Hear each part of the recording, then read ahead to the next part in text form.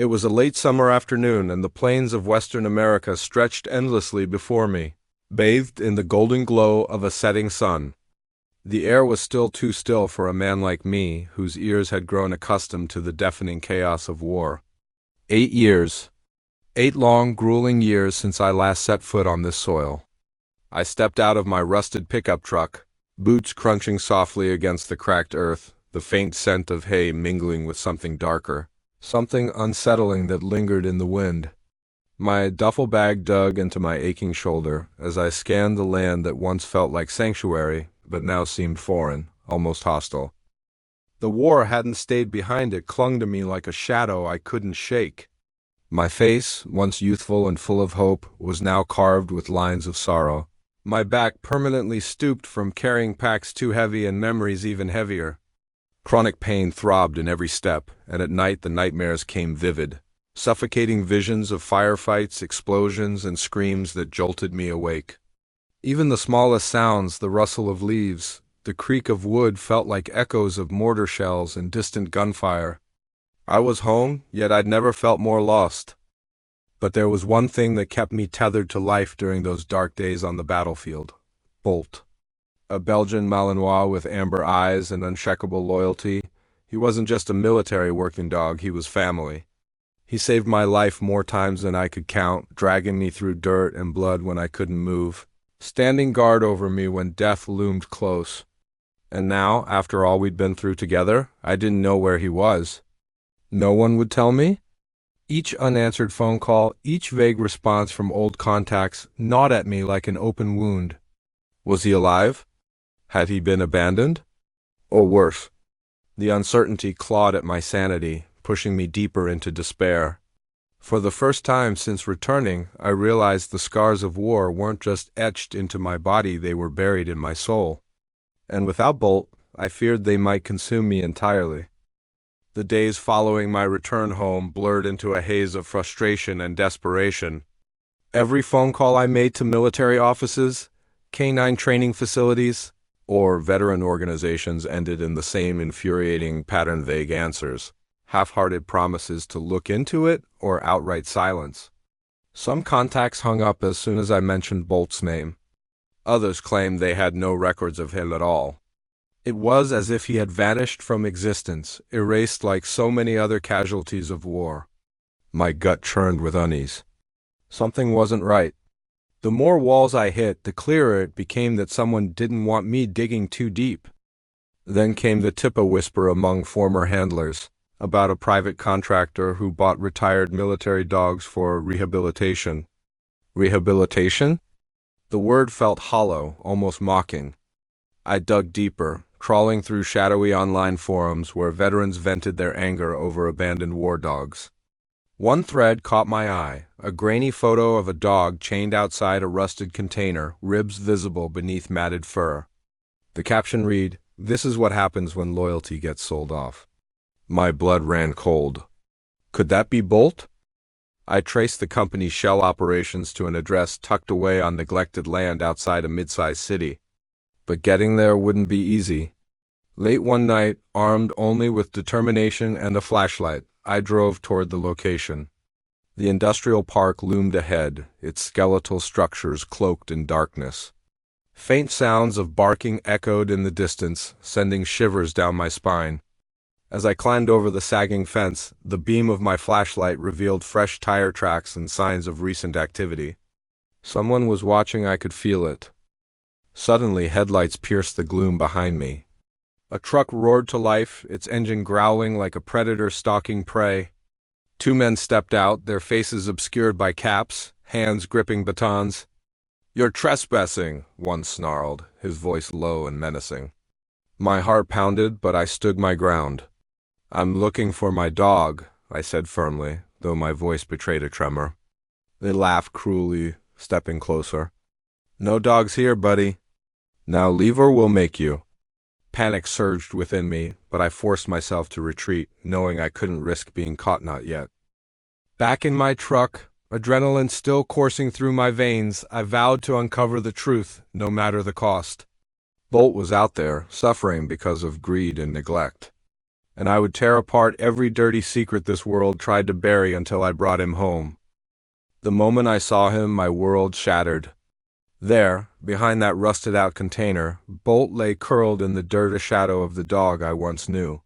His body was skeletal, ribs jutting out like jagged cliffs beneath matted fur. Patches of skin were raw and oozing, flies buzzing around open sores as if mocking his suffering. His eyes, those amber eyes that once burned with intelligence and loyalty, were dull, lifeless, as though the fire within had been extinguished.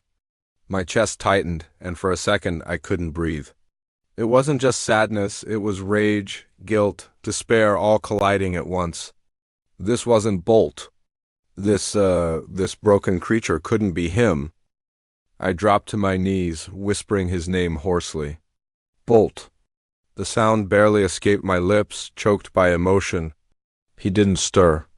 No flicker of recognition, no wagging tail. Just silence. A crushing, suffocating silence. For weeks I'd imagined this reunion, the joy, the relief, but reality hit me like a sledgehammer. Bolt wasn't just physically broken. He seemed spiritually defeated. Every instinct screamed that he'd given up on life itself.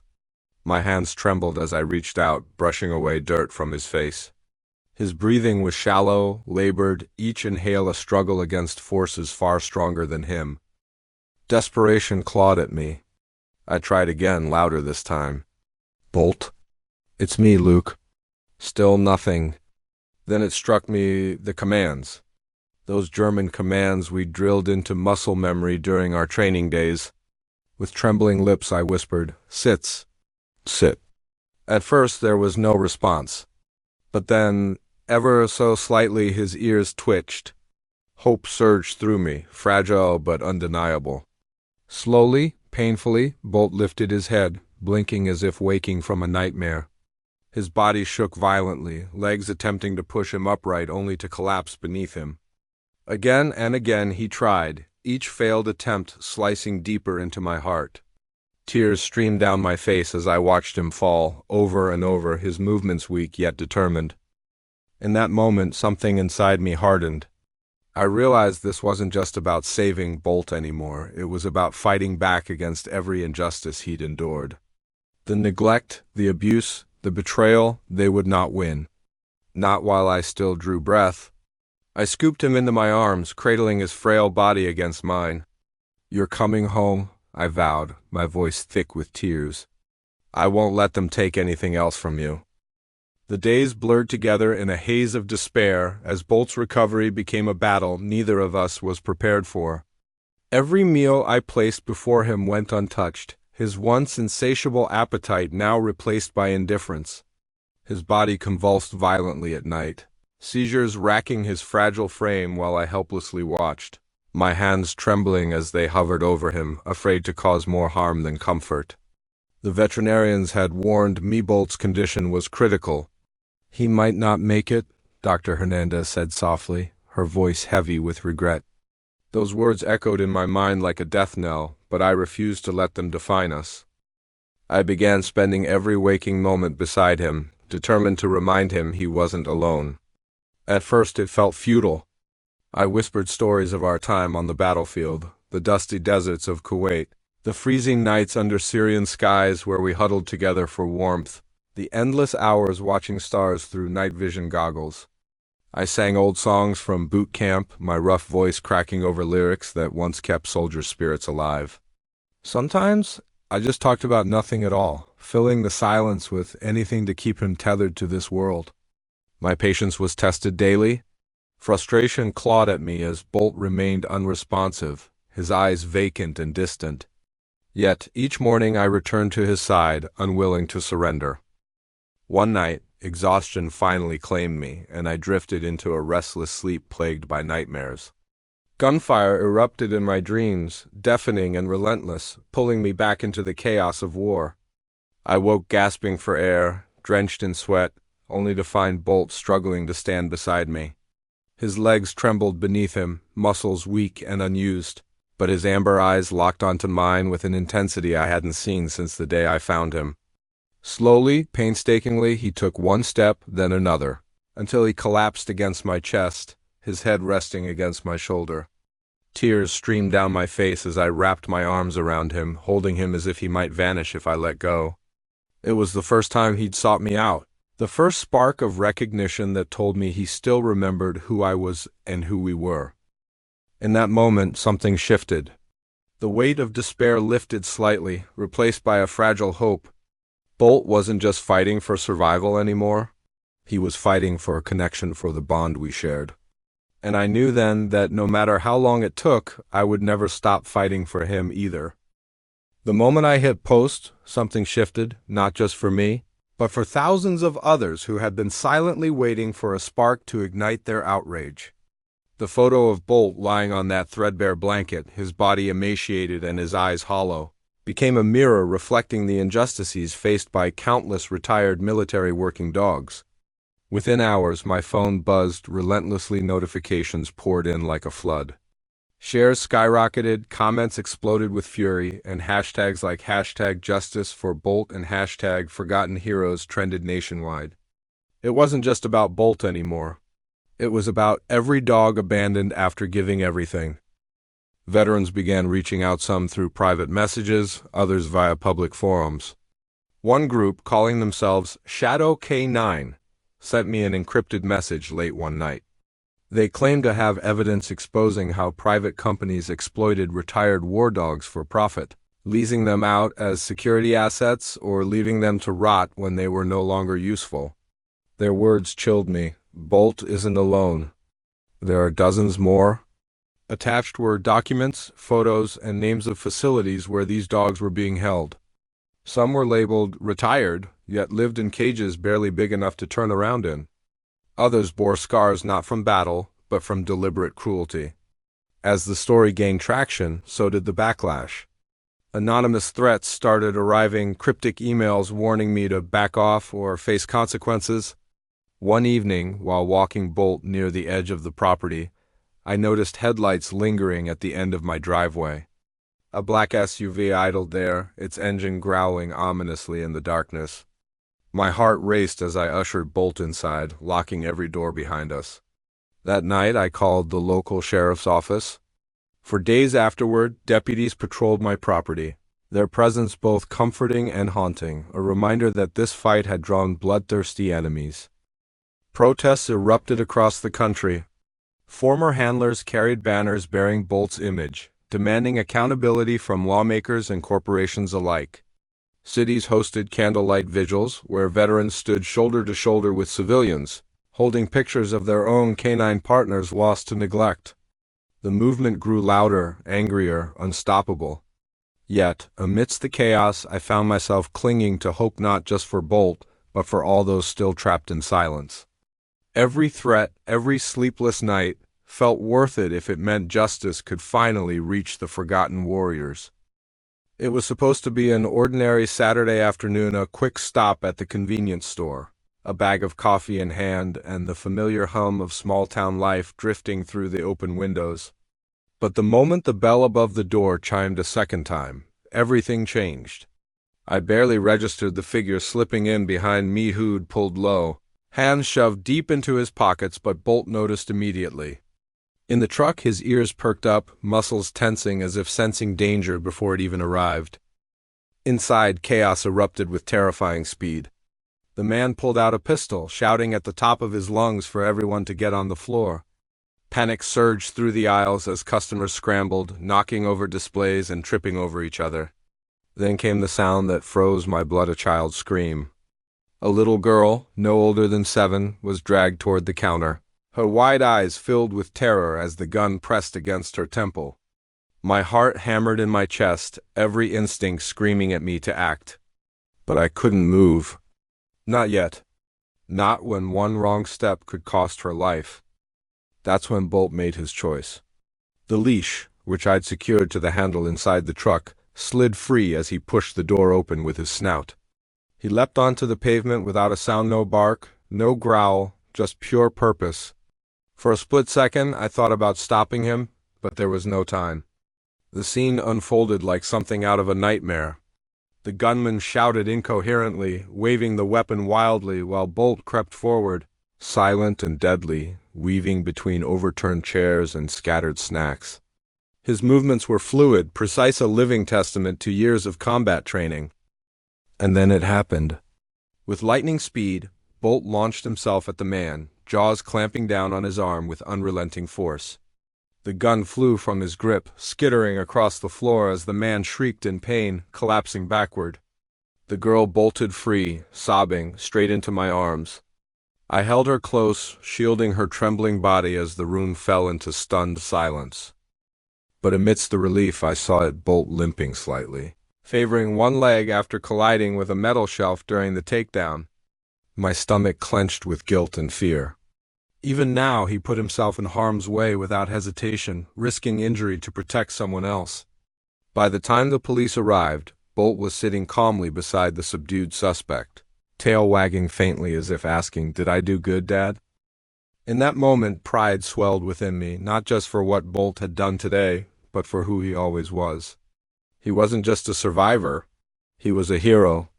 And though scars marked both our bodies, they only deepened the bond we shared. A bond forged in loyalty, resilience, and the unspoken promise that we would always have each other's backs. The idea for Bolt's second mission came to me one sleepless night, as I sat by the lake watching Bolt rest his aging head on my knee. The scars on his body were fainter now, but the memories of what he'd endured still burned fresh in my mind. I thought about all the other Bolts out there, dogs abandoned, forgotten, or worse, suffering silently in cages while those who owed them everything turned a blind eye. It wasn't enough to save just one life. We needed an army of compassion, a force dedicated to finding and healing these warriors who had given so much. So, with trembling hands, I drafted the mission statement, "No hero left behind." But building this dream felt like fighting another war. Funding was our first battle. Veterinary care, transportation, rehabilitation programs, it all cost more than I ever imagined. Donations trickled in from supporters moved by Bolt's story, but it wasn't enough.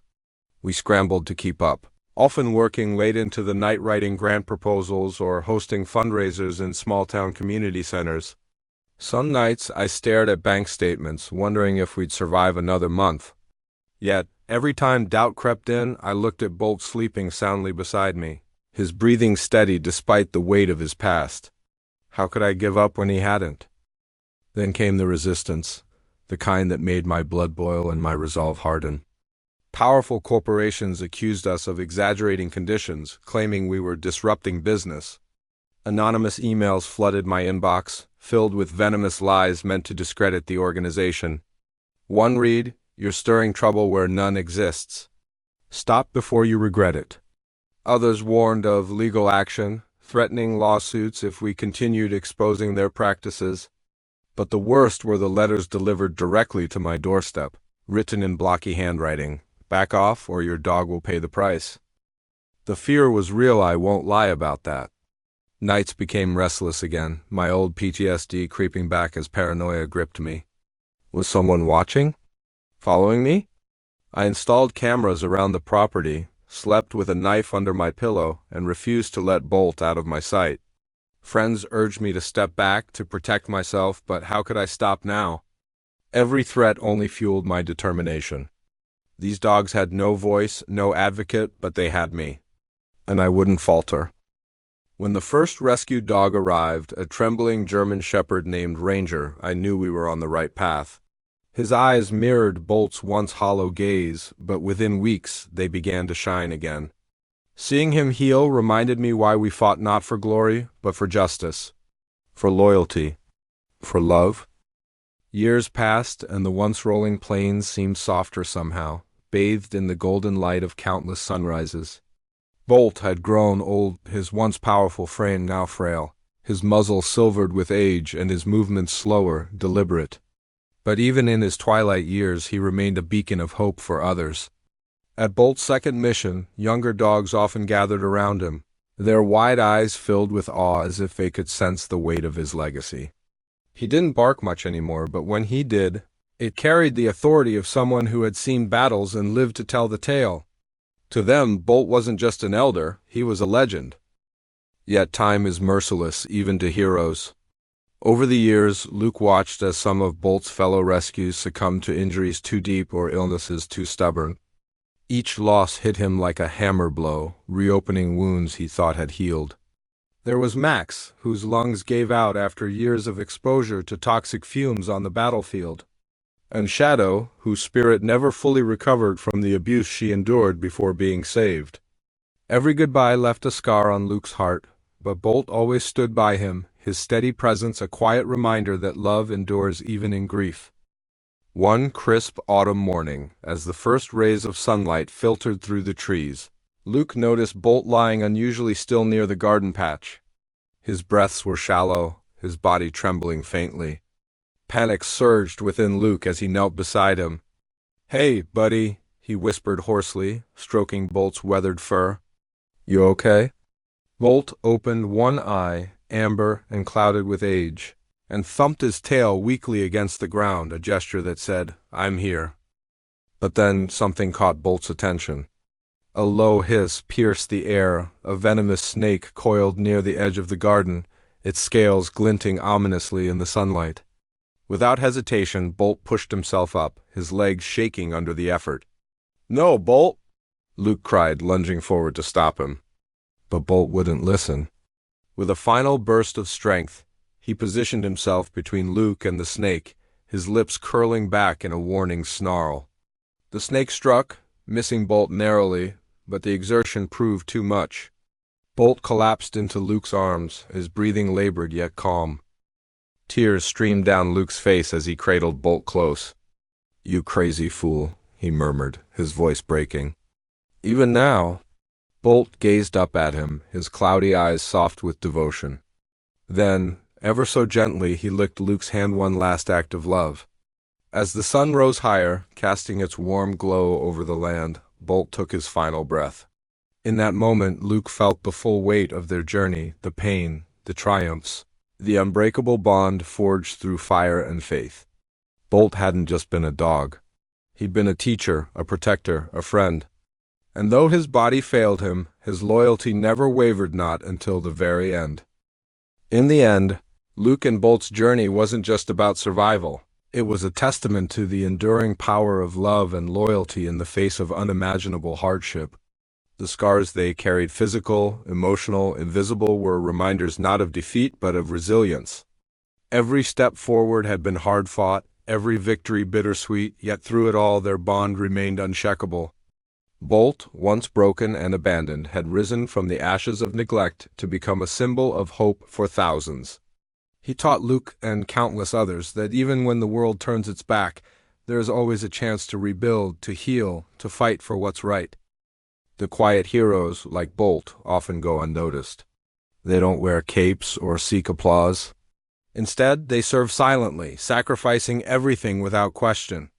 Whether on the battlefield or within the confines of an unjust system, these warriors deserve recognition, not pity, but justice. Their stories demand more than whispers in forgotten corners. They deserve to be shouted from rooftops. And Luke made sure of that. Through Bolt's second mission, he gave voice to those who couldn't speak, dignity to those stripped of it, and hope to those who believed they'd lost everything. But perhaps the greatest lesson lay in the idea of second chances, a concept so fragile yet profoundly transformative. Luke and Bolt proved that no matter how deep the wounds, how cruel the betrayal, redemption is possible if we're willing to act with courage and compassion. It wasn't easy. There were nights filled with doubt, days clouded by setbacks, and forces determined to silence them. Yet they persisted because giving up wasn't an option, not when lives depended on their fight. As the sun dipped below the horizon, casting golden light over the plains where their story began, Luke looked at Bolt and whispered, "We did it, buddy. Together." In that moment, the past faded, leaving only the promise of tomorrow, a future shaped by love, fairness, and unwavering belief in second chances.